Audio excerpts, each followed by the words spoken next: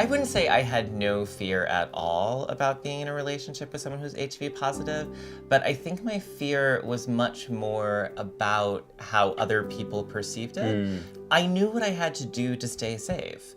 And I knew that Michael was invested in keeping me safe and healthy. We met initially at a party.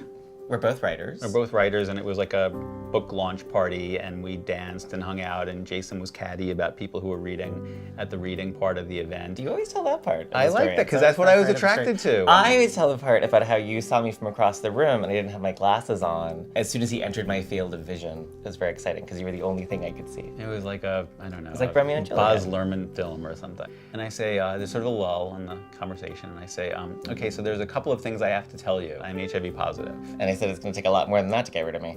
Yes, and here we are 17 years later. So I was very touched by that. It was a very incredible thing to hear somebody say, because at that point, I could literally have a guy walk out on me. Like, we could be seated at a restaurant having dinner and being on a date, and I could mention the HIV part, and he could say, like, I think it's a good idea if I just leave. Being educated about HIV is a really crucial step in making yourself safe and healthy. And you can be perfectly healthy with HIV if you are on the current medications that we have available to people. Michael is very healthy. I think I know diabetics who have a harder time managing their illness than you do with HIV. Your treatment is my prevention. My treatment is your prevention.